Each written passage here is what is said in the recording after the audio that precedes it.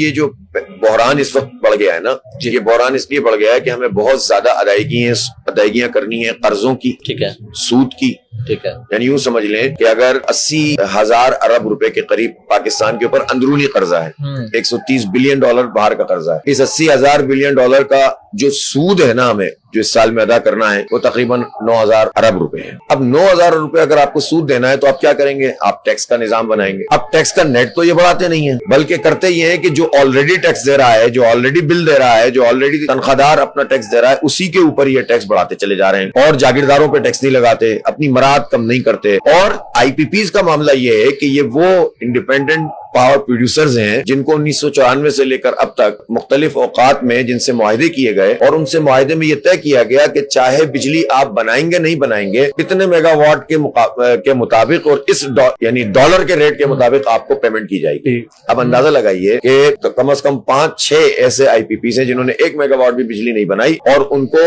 کسی کو 20 ارب، کسی کو 25 ارب، کسی کو 28 ارب روپے دیے گئے، کسی کو 5-6 ارب روپے دیے گئے۔ بے شمار ایسے ہیں جنہوں نے 15% اور 10% کیپیسٹی پر چلایا ہے، اور بقیہ کیپیسٹی کے پیسے ان کو دیے گئے، اور یہ پیسے کہاں سے آتے ہیں؟ یہ پیسے ہم دیتے ہیں، آپ دیتے ہیں، ہمارے بلوں میں لگائے انہوں نے۔ تو بجلی کے بل کم کر کے لوگوں کو سہولت دیں، انڈسٹری کو سہولت دیں، معیشت کا پہیہ چلائیں، بجائے اس کے کہ چند خاندانوں کو فیسیلیٹیٹ کریں اور پوری قوم کا بیڑا غرق کریں۔ تو ہمارا کہنا یہ ہے کہ بھائی قوم کو بچاؤ نا، ان 40 خاندانوں کو کیوں بچاتے ہو؟ تو آپ اس کا سولوشن کیا ہے؟ جو معاہدے ہو چکے ہیں آپ اس کا کیا سولوشن دیتے ہیں؟ جو معاہدے ہو چکے ہیں ان میں سے کچھ ختم ہو چکے ہیں، اس کو ختم کیا جائے۔ جو معاہدے ہو چکے ہیں جس میں ناجائز طریقے سے بھی معاہدے ہوئے ہیں، یعنی اس طرح بھی ہوا ہے کہ ہر پلانٹ کا اپنا ایک طریقہ ہے نا، کوئی ونڈ پہ چل رہا ہے، کوئی سولر پہ چل رہا ہے، کوئی آئل پہ چل رہا ہے، کوئی گیس پہ چل رہا ہے، پتہ چلا کہ گنے کی پھوک پہ چلنا ہے پر جو ہے وہ چل رہا ہے، اور شو یہ کیوں ہوا ہے کہ آئل پر ہے۔ تو آپ کتنا ڈفرنس ہوگا اس کا فیول کا؟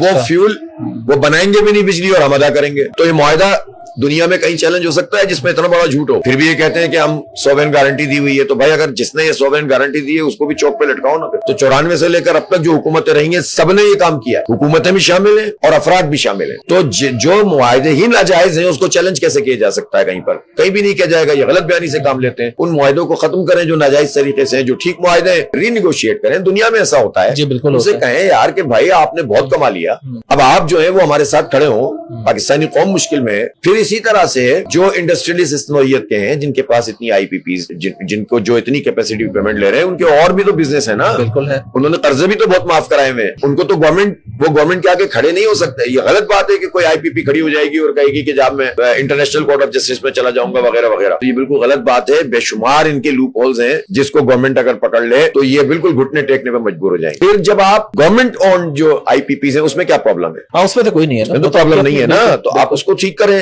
لوگوں سے نیگوشیٹ کریں۔ جب آپ یہ کام کریں گے تو پھر آپ باہر بھی جا سکتے ہیں نا، جو چائنا ہے اس سے بات کریں۔ جب آپ اس وقت کیا بات کر سکتے ہیں یہ گورنمنٹ، جب وہ کہیں گے بھائی آپ اپنا تو بتائیے، آپ اپنے کیپیسٹی پیمنٹ کیوں لے رہے ہیں، ہمیں تو منع کر رہے ہیں آپ۔